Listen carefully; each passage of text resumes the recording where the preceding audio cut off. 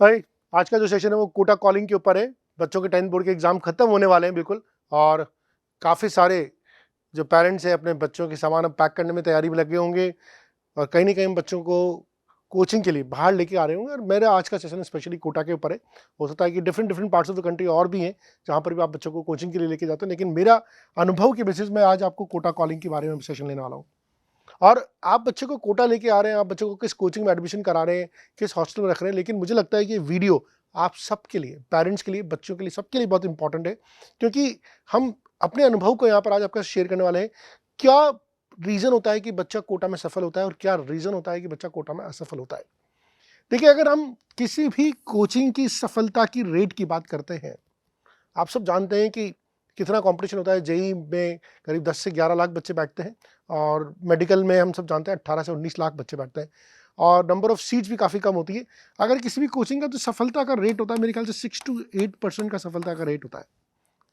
Absolute term से बात करें, यानी कि 100 बच्चे जो अपना ड्रीम लेके आते हैं, उसमें से सिर्फ 6 या 7 बच्चे ही होते हैं जो यहाँ पर उस ड्रीम को लेके जाते हैं, उस ड्रीम को फुलफिल करके जाते हैं। और बाकी जो करीब 92% या 92 से लेकर 94% जो बच्चे होते हैं, उनका ड्रीम पूरा नहीं होता। और उसके पीछे क्या रीजन है, आज हम यहाँ पे डिस्कस करने वाले हैं। मैं जानता हूँ कि बहुत ही बेयर एंड नेकेड वीडियो होने वाला है, जहाँ पर हम कोटा की हार्श रियलिटी को डिस्कस करने वाले हैं। हमारे हमारी जो प्रधानमंत्री जी है, उन्होंने तो कोटा को शिक्षा की काशी भी कहा है, और ये बात सही भी है, क्योंकि यहाँ पर हजारों बच्चों के सपने टूटते हैं। लेकिन यही वो जगह है जहाँ पर, जिसको मैं बोलता हूँ कि ये लास वेगास भी है। अगर हमने बच्चे को यहाँ पर ध्यान से नहीं रखा, जो चैलेंजेस यहाँ पर आते हैं, उन चैलेंज के बारे में बात करते हैं। देखिए, सबसे पहली बात तो है कि बहुत बड़ा चैलेंज है कंपटीशन। कंपटीशन बहुत ज़्यादा होता है। आपके बैच में 100 बच्चे, 200 बच्चे, 250 बच्चे पढ़ रहे होते हैं, और वो बच्चे अपने अपनी जगह के, कुछ बच्चे अपने डिस्ट्रिक्ट के टॉपर होते हैं, कुछ बच्चे अपने स्टेट के टॉपर होते हैं, है ना। टेस्ट जब आप देते हैं तो हज़ारों बच्चे टेस्ट दे रहे होते हैं। हज़ारों बच्चों में हो सकता है किसी बच्चे ने अपने जीवन में डिस्ट्रिक्ट में, जब स्टेट में किया हो तो कभी सेकंड रैंक नहीं आई हो, लेकिन हो सकता है कि यहाँ पर आप आओ तो आपके पहले टेस्ट में रैंक 1000 आए, 2000 आए, 5000 आए, एंड दैट कुड बी, होता है कि नर्व नर्व ब्रेकिंग हो सकता है, हार्ट ब्रेकिंग हो सकता है। तो कंपटीशन बहुत ज़बरदस्त है। आपको लगे हर बच्चा बहुत पढ़ रहा है, ठीक है, हर बच्चा अलग अलग किताबें पढ़ रहा है, 12 घंटे पढ़ रहा है, 15 घंटे पढ़ रहा है, तो ये एक बड़ा चैलेंज होता है कि इस कंपटीशन में अपने आप को कैसे सर्वाइव करें। देखिए, कंपटीशन है, ये स्ट्रेस भी लेके आता है, लेकिन ये साथ साथ आपका बेस्ट भी लेके आता है आपका। तो आप कोटा आई इसलिए रहे बिकॉज यहाँ पर आपको एक बहुत अच्छा एक इकोसिस्टम मिलता है, बहुत अच्छे टीचर मिलते हैं, एक बहुत अच्छी एकेडमिक पैडागोजी मिलती है। लेकिन साथ साथ एक बहुत बड़ा इंपॉर्टेंट रीज़न है कि यहाँ पर आपको बहुत अच्छा कंपटीशन मिलता है। यहाँ पर दुनिया भर के, पूरे पूरे इंडिया के बच्चे आते हैं, और वो बड़े कॉम्पिटिटिव भी होते हैं। सेकंड जो बहुत बड़ा चैलेंज है यहाँ पर, वो है डिस्ट्रैक्शन। और ये कंपनी, ये भी मैं एक साथ ही कवर करूँगा। देखिए, you are known by the company which keep or which you avoid, ठीक है। आप आप किसी के बारे में पूछ लिया जाए कि वो आदमी कैसा है, तो उसके बारे में जानने के लिए आपको उसके बारे में, उसके आसपास जो 4 लोग हैं, अगर आप उनके बारे में जानते होंगे तो उस 5वें पर्सन के बारे में आप जानते होंगे। या ऐसा भी बोला जाता है, you are the average of 4 people around you. तो आपकी कंपनी बहुत इंपॉर्टेंट है। आप किस तरह के फ्रेंडशिप यहाँ पर डेवलप करते हैं, और ये फ्रेंडशिप डिसाइड करती है, काफ़ी हद तक डिसाइड करती है कि आप कोटा से सफल होकर जाएंगे, आप असफल होकर जाएंगे। तो ये कंपनी बहुत इंपॉर्टेंट है। ये कंपनी अगर ड्रिवन कंपनी है, मतलब ये लोग हार्ड वर्किंग है, अपने गोल के लिए, अपने टारगेट के पैशनेट लोग हैं, तो ये आपको भी आगे फर्दर ड्राइव करेंगे। लेकिन अगर कंपनी आपकी मौज मस्ती करने में इंटरेस्टेड रखती है, घूमने फिरने में इंटरेस्टेड रखती है ना, आप बाहर घूमने के बहुत आदी हो, बहुत ज़रा घूमने फिरने के आदी हो, अपोजिट सेक्स के लिए आपका बहुत ज़्यादा अट्रैक्शन है, तो आप उसी तरह की चीज़ों में चले जाएंगे। और एक बार अगर आप कोटा का जो सबसे बड़ा प्रॉब्लम है, जो मैंने यहाँ पर लिखा नहीं, वो है बैकलॉग। 99% बच्चा कोटा में बैकलॉग से सफ़र कर रहा होता है। और ये बैकलॉग किस वजह से होता है? बैकलॉग होता है बहुत सारी वजह से होता है। बैकलॉग का बहुत बड़ा रीज़न होता है, कई बार आपकी कोई क्लास मिस होगी। आपका एक क्लास मिस होने का मतलब है कि पूरा का पूरा टॉपिक आपका गया काम से। वो टॉपिक जाने का मतलब है एक बैकलॉग खड़ा हो गया, आपने उसका क्लास वर्क नहीं किया, आपने उसके नोट्स नहीं बनाए, आपने उसके होमवर्क नहीं कराए, आपने उसकी फॉर्मूला बुक नहीं बनाई, आपने उसके शॉर्ट नोट्स नहीं बनाए, आपने उसकी एक्सरसाइज नहीं लगाई, बैकलॉग बन गया।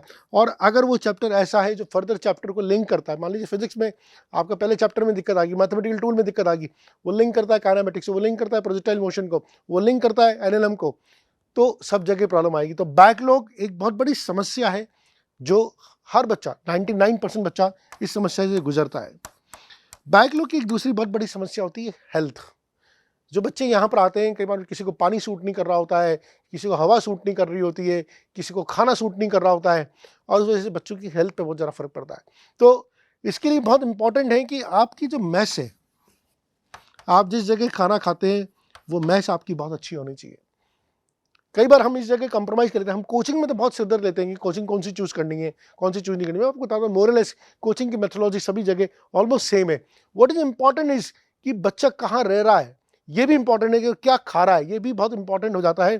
तो मेस बहुत इंपॉर्टेंट रोल प्ले करती है, बिकॉज आप अगर अच्छा खाना खाएंगे नहीं, वो बोलते हैं ना, healthy mind resides in healthy body, ठीक है ना। तो अगर आपकी बॉडी हेल्दी नहीं होगी तो आपका दिमाग हेल्दी नहीं हो सकता। आप क्लासेस में रेगुलर टाइम पे नहीं जा पाएंगे, क्लासेस को रेगुलर अटेंड नहीं कर पाएंगे, आप क्लासेस को मिस करेंगे, और क्लासेस को मिस करेंगे तो आप वापस बैकलॉग पे पहुंच जाएंगे। तो खाना बहुत ज़रूरी है अच्छा। कई बार क्या होता है कि बच्चे की क्लासेस, एक जो रियल टाइम चैलेंजेस आते हैं, मैं उसके बारे में बात करता हूँ। हॉस्टल्स की भी अपनी लिमिटेशंस होती है। अगर अगर आपकी क्लास सुबह 6 बजे की है तो बहुत कम हॉस्टल ऐसे होंगे जो आपको ब्रेकफास्ट बना के देंगे। इसलिए आप सबसे, अगर सुबह 6 बजे की क्लास है, 7 बजे की क्लास है, तो हो सकता है कि आप पौने 7 बजे उठे हो, आपको उतनी भूख नहीं लग रही हो, आपने जल्दबाजी में कुछ खाया हो और आप भूखे ही क्लास में चले गए। अब भूखे आप क्लास में चले गए तो ऑब्वियसली आप एक पीरियड तो सस्टेन करेंगे, उसके बाद आपको भूख लगेगी, और भूख लगने का मतलब है कि आपके उस समय ब्रेकफास्ट नहीं, तो आपने कुछ ऐसी चीज़ खा लेंगे जो जंक फूड है, वो चाहे पोहा हो, चाहे वो कचौरी हो, ठीक है, या कुछ और चीज़ हो जो आप खा लेंगे, और यहीं से एक अनहेल्दी फूड की शुरुआत हो जाती है। और मैं बहुत सारे बच्चों को ऐसे देखता हूँ जो पोहा कचौरी खा के ही काम चलाते हैं। तो ये this not a nutritious food. आपको एक प्रॉपर न्यूट्रिशियस फूड मिलना चाहिए, बिकॉज ये आपकी ब्रेन की रिक्वायरमेंट, ये ब्रेन की ऑक्सीजन है जो आपको नहीं मिल रही है अगर आप फूड के साथ कंप्रोमाइज़ कर रहे हैं। तो अगर आप कहीं भी रह रहे हैं, आप अपने बच्चों को भेज रहे हैं, तो आप ये इंश्योर करिए कि आप उसके पास ब्रेकफास्ट का सफिशिएंट अरेंजमेंट हो। बच्चे को हिदायत दे के रखिए तो अपने रूम में फ्रूट्स खरीद के रख। तो अगर सुबह कुछ मिर्च नहीं मिल रहा हो तो एटलीस्ट फ्रूट्स खरीद के, फ्रूट्स खा के जा।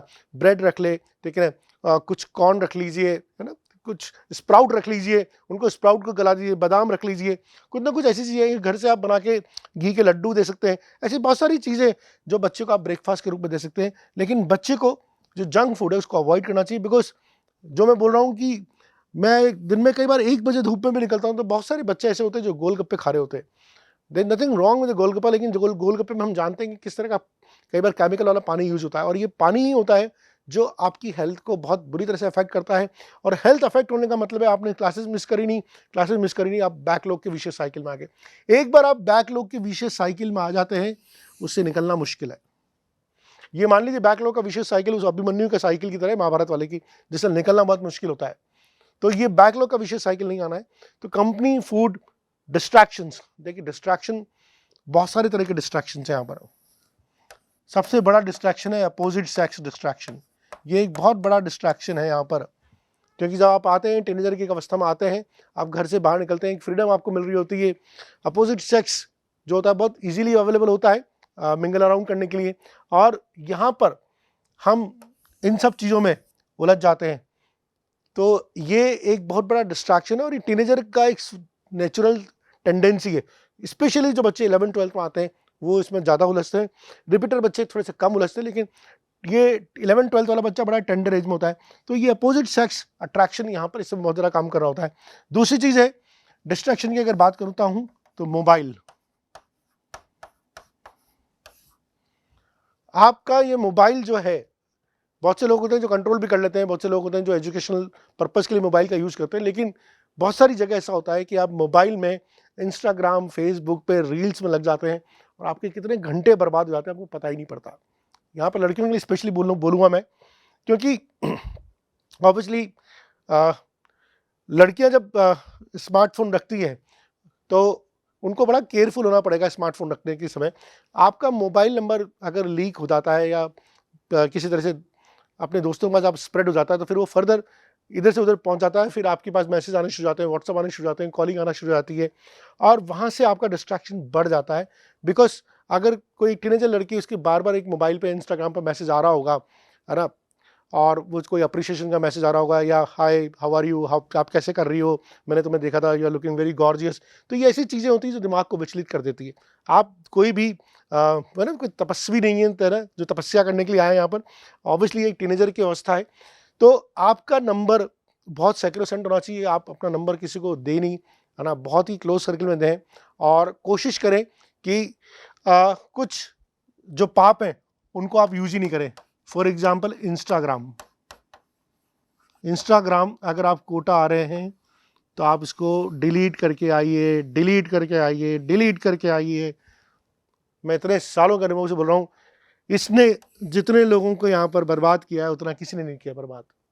क्योंकि इंस्टाग्राम ही ऐसा है जिसके थ्रू आप कम्युनिकेशन करेंगे, जिसके थ्रू आप रील्स देखेंगे, और ये आपका कोई एजुकेशनल वैल्यू नहीं है, ठीक है, लेकिन बच्चे इस पर बहुत सारा समय बर्बाद करते हैं, बहुत सारा समय बर्बाद करते हैं, एंड स्पेशली गर्ल्स इस पर बहुत ज़्यादा समय लगाती है अपना। तो मैं मानता हूँ कई बार स्मार्टफोन आपके लिए बहुत यूज़फुल होता है, ठीक है ना, लेकिन ये एक AK-47 की तरह होता है, जिसको ना जिसको बहुत एक्सपीरियंस लोगों को दिया जाना चाहिए। स्मार्टफोन ऐसी चीज़ है जिसके दुष्परिणाम भी बहुत है, तो हमें इससे बचना होगा, लेकिन इसकी नीड है। अगर आप इसको संभाल नहीं पा रहे तो आप इसको घर भिजवा दीजिए, एक डब्बा फोन मंगवा दीजिए, ठीक है, या लैपटॉप मंगा लीजिए। लैपटॉप पे थोड़ा सा कम होगा, हालांकि लैपटॉप पे भी इंस्टाग्राम बहुत आसानी चलता है, लेकिन लैपटॉप थोड़ा सा दूर रहेगा, ठीक है, मोबाइल तो हमेशा हाथ में रहेगा। तो यहाँ पर इन सब चीज़ों का हमें ध्यान रखना है। और आपके नंबर कैसे पास ऑन होते हैं ये भी समझिए। आप कभी किसी ऑटो वाले से साथ कहीं जा रहे हैं, मतलब एक प्लेस से दूसरे प्लेस जा रहे हैं, या कभी आप अपना मोबाइल चार्ज करवा रहे हैं, या आप कभी कोई चीज़ खरीद रहे हैं, तो कई बार होता है कि हम अपना मोबाइल नंबर अननोइंगली किसी को दे देते हैं, और वो वहीं से मोबाइल नंबर पास ऑन होना शुरू कर देता है। और जब वो इस तरह के बच्चों के हाथ में पड़ता है जिनका काम ही टाइम पास करना है, वो आपको अननेसेसरी मैसेज करेंगे, एंड अगर आपके पास मैसेज आएंगे तो आप उनको अवॉइड नहीं कर पाएंगे, और कहीं ना कहीं आप वो डैमेज आपके साथ होगा फिर। तो आप अनवांटेड कॉल्स, अनवांटेड मैसेज जवाब देना ही नहीं है, इंस्टाग्राम यूज करना ही नहीं है। कोई आपको व्हाट्सएप पे जवाब दे, व्हाट्सएप को भी ब्लॉक करके रखिए, ब्लॉक कर दीजिए, हाय हेलो का जवाब ही मत दीजिए। अननोन लोगों को मैसेज को बिल्कुल हैंडल ही नहीं करना है, बिकॉज आप हैंडल करेंगे आप उस ट्रैप में फंस जाएंगे, ठीक है। तो ये ट्रैप है ना, इंस्टाग्राम या स्मार्टफोन पे कोई मैसेज करता है, इससे हमें बचना है। दूसरी चीज है मॉनिटरिंग। हम बात कर रहे हैं सक्सेस रेट 6 से 8% होने के पीछे क्या बहुत बड़ा रीजन है। जबकि इतनी अच्छी सिस्टम है, इतने अच्छे टीचर्स हैं, इतना अच्छा स्टडी मटेरियल है, तब भी सिर्फ 6% 7% लोग ही सक्सेसफुल हो पाते हैं। इसके पीछे बहुत सारे रीजन है। मॉनिटरिंग, देखिए ये एक तैयारी ऐसी है जिसमें आपको कंटिन्यूस मोटिवेशन की, कंटिन्यूस मॉनिटरिंग की जरूरत है। और आप ये मान के चलिए 200 बच्चों की क्लास में, 250 बच्चों की क्लास में, ये बिल्कुल पॉसिबल नहीं है, कतई पॉसिबल नहीं है। आप हो सकता है टीचर आपको साल भर पढ़ा रहा हो लेकिन आपका नाम तक नहीं जाने। You need a mentor for this, you need a mentor for this. वो मेंटर जो आपको रेगुलरली आपका होमवर्क चेक करे, आपका क्लास वर्क चेक करे, आपसे बातचीत करे। बिकॉज कई बार होता नहीं, हम 12-12 घंटे पढ़ रहे होते हैं, आउटपुट नहीं आ रहा होता, बिकॉज हमारी डायरेक्शन ही सही नहीं होती। कुछ लोग ऐसे हैं जो बहुत पढ़ाई करते हैं लेकिन उनका आउटपुट नहीं आ रहा। कुछ लोग होते हैं जो बिल्कुल पढ़ाई करना बंद कर देते हैं, उनका तो आउटपुट आने का सवाल ही नहीं है। हर पर्सन के लिए एक मॉनिटरिंग की जरूरत है, हर पर्सन के लिए मेंटर की जरूरत है। पेरेंट्स बहुत दूर बैठे हुए हैं, वो शायद आपकी पढ़ाई लिखाई को इतना ज़्यादा समझते नहीं है, ठीक है, लेकिन आपको एक मेंटर की जरूरत है। अब आपका मेंटर वो स्कूल कोचिंग का मेंटर हो सकता है, लेकिन कोचिंग में भी मेंटर होते हैं, लेकिन वो मेंटर कई बार होता है वो और भी 100 लोगों के बच्चों के मेंटर है, वो आपके ऊपर कितना ध्यान दे देंगे, और आपका बच्चा जो होगा वो पर्सनली कितना सेल्फ मोटिवेट होगा कि वो आगे बढ़ के मेंटर के पास चला जाएगा। तो यहाँ पर पेरेंट का रोल इंपॉर्टेंट है। अगर आप जब भी बच्चे को आप लगातार उसकी कोचिंग के मेंटर से बात करते रहिए, टीचर से बात करते रहिए, टेस्ट की रिपोर्ट आप जरूर देखते रहिए, और अगर आप ये देखते रहेंगे, मॉनिटरिंग होती रहेगी, तो आपको बच्चे के बारे में मालूम पड़ता रहेगा। कई बार ऐसा होता है कि हमें मालूम नहीं पड़ रहा होता है, बच्चा हमें कुछ बोल रहा होता है कि वो जा रहा है, और मालूम पड़ता है जब आप बहुत टाइम बाद कोटा आते हैं, मालूम पड़ता है आपका बच्चा तो कोचिंग जा ही नहीं रहा। इसलिए बहुत ज़रूरी है कि फीडबैक, आप एक फीडबैक मैकेनिज्म डेवलप करें अपने बच्चे के लिए अगर आप कोटा भेज रहे हैं, और ऐसा फीडबैक होना चाहिए जो ऑनेस्ट फीडबैक हो। आजकल माँ बाप को लोग फीडबैक देने से भी डरते हैं। फीडबैक देने से इसलिए डरते हैं, मेरी कई हॉस्टल वालों से बात होती है, कई कोचिंग में भी बात होती है, टीचर से भी, तो मैं कई बार बोलता हूँ उनसे, यार ये बच्चा बदतमीजी कर रहा है, आप क्यों नहीं बोलते इसको, ये रात में इनडिसिप्लिन करता है, आपके हॉस्टल में एनवायरनमेंट खराब करता है ना, होल्ला करता है, दंगे करता है ना, मारपीट करता है। तो सब उनको लगता है कि सर अगर हमने इसकी माँ बाप को कंप्लेन कर दिया, फीडबैक दे दिया, तो हो सकता है कि 2 दिन बाद ये हमारा हॉस्टल चेंज करके दूसरी जगह चला जाए। तो ये भी एक बहुत बड़ा डर है। मतलब इसके पीछे भी लगता है कि अगर मैं फीडबैक दूंगा तो मैं ही बुरा बन जाऊंगा, मेरा ही बिजनेस इम्पैक्ट होगा। तो आजकल फीडबैक देने वाले लोग बहुत कम रह गए। तो अगर आपके बारे में, आपके बच्चे के बारे में आपको कोई फीडबैक दे रहा है, उसको अप्रिशिएट कीजिए। उसको अप्रिशिएट कीजिए कि उन्होंने इतनी हिम्मत करी कि आपके बच्चे का क्रिटिकल फीडबैक आपको दिया जा रहा है। क्योंकि ये इतनी हिम्मत करने वाले, इतना ना दिल गुर्दा रखने वाले लोग अब कम रह गए हैं। अब लोग देते ही नहीं है फीडबैक। अब तो बस हाँ भाई बहुत बढ़िया है आपका बच्चा, अपने पैसे आते रहे, बस उससे मतलब है। फीडबैक देने से कोई मतलब नहीं है। कोई फीडबैक देंगे तो कल से बच्चा हॉस्टल चेंज कर लेगा, कल से बच्चा कोचिंग चेंज कर लेगा, तो कौन अपना नुकसान करवाए? तो कोई फीडबैक नहीं देता। तो आपको ये फीडबैक वाला जो सिस्टम है, इस पर काम करने की जरूरत है। क्योंकि अगर जब फीडबैक पे काम नहीं करेंगे, आपको लगेगा कि बच्चा तो पढ़ रहा है, लेकिन 2 साल बाद जो रिजल्ट आएगा उससे आपके सब है ना पाँव के नीचे की जमीन निकल जाएगी। तो ये सब चीज़ें हैं जो इम्पॉर्टेंट है। और इसी एक्सपीरियंस को देखते हुए हम लोग बहुत टाइम से एक कॉन्सेप्ट पे काम कर रहे थे कि बच्चे को एक ऐसा एनवायरनमेंट दिया जाए, एक ऐसा एनवायरनमेंट दिया जाए कि जहां पर ये सब चीजें काफी हद तक टेक केयर हम कर सकें। तो ये एक हमारा रेजिडेंशियल प्रोग्राम है जो 5th to 11th क्लास के बच्चों के लिए है। इस रेजिडेंशियल प्रोग्राम में स्मार्टफोन की बच्चों को नीड नहीं है। No need of smartphone. ठीक है, एक बहुत बड़ा डिस्ट्रैक्शन का रीजन हटता है। सिक्योरिटी बहुत इंपॉर्टेंट है बच्चों की। सिक्योरिटी इसलिए इंपॉर्टेंट है, बच्चा बाहर किससे मिल रहा है, किसके पास जा रहा है। 24 आवर्स एक ही कैंपस में रहना है, आपको बाहर कहीं जाना ही नहीं है। आप बहुत सारे ऐसे लोगों के संपर्क में नहीं आएंगे जो आपको डिस्ट्रैक्ट कर सकते हैं। सेकेंड चीज, थर्ड, मैस, कोचिंग, स्कूल सब एक जगह पे हैं आपके, सब एक जगह पे। ट्रांसपोर्टेशन बहुत बड़ा टाइम किल करता है। खाना, आपको ब्रेकफास्ट मिलेगा टाइम पे, आपकी क्लासेस के हिसाब से मैस एडजस्ट होगी। आप समझिए कि कैंपस एक ही है, तो आपकी क्लास जब छूटेगी तब आपके लिए मैस काम करेगी। आप क्लास में जाने से पहले ब्रेकफास्ट करेंगे, या फिर आपकी पहली क्लास होगी फिर आपका ब्रेकफास्ट का ब्रेक होगा। तो सबसे इंपॉर्टेंट मील जो है आपका वो मिस नहीं होना चाहिए। We will ensure that. Junk food मिलेगा, 15 दिन में एक बार मिलेगा, लेकिन रोज नहीं मिलेगा, ताकि आप यहाँ पर एक हेल्दी लाइफ जी सकें। साथ में एक regular exercise regime, sports, playground, ये भी बहुत इंपॉर्टेंट है। बिकॉज अगर आप फिट नहीं रहेंगे फिजिकली तो आप कुछ बढ़िया रिजल्ट भी नहीं ला सकते। तो ये भी आपके लिए बहुत जरूरी है। और सबसे बड़ी बात जो हम बोलते हैं, मॉनिटरिंग की। रोज का काम रोज करना है, बैकलॉग नहीं बनना है। ऐसा सिस्टम हमने बनाया है। इसमें आपकी 1 घंटे की फिजिक्स की क्लास होगी, इसके बाद 1 घंटे की होमवर्क क्लास है फिजिक्स की।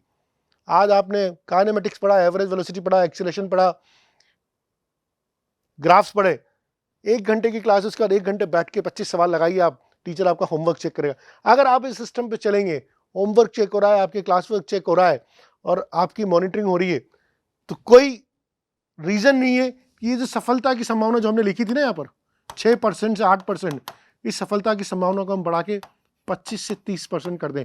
4 गुना ये सफलता की जो संभावना है, ये सिर्फ 4-5 पैरामीटर करके कर सकते हैं। और ये सिर्फ पॉसिबल है रेजिडेंशियल में, और जहां पर आपके बच्चे का ट्रू फीडबैक आपको दिया जाएगा कि बच्चा क्लास अटेंड कर रहा है नहीं कर रहा है। रोज रिपोर्ट आएगी आपके पास, आप सीसीटीवी एक्सेस आपको दिया जाएगा, जहां पर आप ये देख सको कि मेस में बच्चे के साथ उसके टीचर भी खाना खा रहे नहीं खा रहे, बच्चे के साथ जो रेजिडेंशियल प्रोग्राम के जो प्रिंसिपल और डायरेक्टर वो खुद खाना खा रहे नहीं खा रहे, ताकि उसकी क्वालिटी में इंश्योर कर सके। कितने ऐसे जगह होंगे कोटा में जहां पर बच्चे रहते होंगे, जहां पर मालिक खुद खाना खाएगा बच्चे के साथ, बहुत कम जगह होगी। लेकिन यहाँ पर खाने की क्वालिटी को इंश्योर करने के लिए सारे टीचर्स जो भी बच्चों को पढ़ाएंगे उनके लिए भी खाना खाना इंपॉर्टेंट है। जो प्रिंसिपल डायरेक्टर हैं इस कैंपस के, वो भी खाना खाएंगे, तो क्वालिटी भी इंपॉर्टेंट होगी, बच्चे से इंटरेक्शन भी बढ़ेगा, इनफॉर्मल इंटरेक्शन बढ़ेगा। इनफॉर्मल इंटरेक्शन बढ़ने से बच्चे की तकलीफ समझ आएगी। और एक सबसे इंपॉर्टेंट बात है शेयरिंग ऑफ द रूम। ये एक रिवॉल्यूशनरी कंसेप्ट है कोटा में जो सिर्फ रेजोनेंस लेके आया है। रूम की शेयरिंग होगी, बच्चे को इंडिविजुअल रूम नहीं दिया जाएगा। ये एक बहुत बड़ी प्रॉब्लम है इंडिविजुअल रूम देना बच्चे को आज की तारीख में। शेयरिंग ऑफ द रूम में 3 बच्चे एक रूम में रहेंगे, आपको लगेगा कि इससे तो बच्चे की पढ़ाई डिस्टर्ब होगी, बिल्कुल नहीं। इससे बच्चे का ओवरऑल डेवलपमेंट होगा, बच्चा अपनी बात को शेयर करना सीखेगा, एक दूसरे की मदद करना सीखेगा, मदद लेना सीखेगा। एज फार एज पढ़ाई इज कंसर्न, बच्चे के पास अपनी इंडिविजुअल टेबल चेयर होगी। और अगर बच्चे को बिल्कुल आइसोलेशन पढ़ना है तो एक पूरी की पूरी लाइब्रेरी बच्चे को दी जाएगी, जहाँ पर बच्चा बैठ के लाइब्रेरी में बैठ के पढ़ सकता है। तो कहीं पर भी ऐसा सिस्टम बनाया गया है जहाँ से बच्चा अकेडमिकली, मेंटली, फिजिकली सब तरह से बिल्कुल फिट हो। और यही हमारा एक रेजिडेंशियल सिस्टम है। और इसमें हम एडमिशन ओपन कर रहे हैं क्लास 5 to 11th क्लास के बच्चों के लिए। 5th to 10th में ये प्रोग्राम जो हमारा है ये बॉयज़ एंड गर्ल्स दोनों के लिए है, लेकिन 11th क्लास में ये जो प्रोग्राम है ये ओनली फॉर बॉयज़ है, and that too only for IIT। और हमारे पास बहुत लिमिटेड सीट्स हैं और इसकी ऑलरेडी काफ़ी सारी इंक्वायरीज आ रही है। लेकिन फिर भी कुछ पेरेंट्स के क्वेश्चन आ रहे थे कि सर कैसे होगा प्रोग्राम, कैसे डिफ्रेंशिएट होगा, कैसे बच्चे की मॉनिटरिंग होगी। ये सब मैंने आपको बताया, पूरा safe, secure, distraction free, clean and green environment जो रेजोनेंस का इंटीग्रेटेड प्रोग्राम है, रेजिडेंशियल प्रोग्राम है, उसमें पॉसिबल हो पाएगा।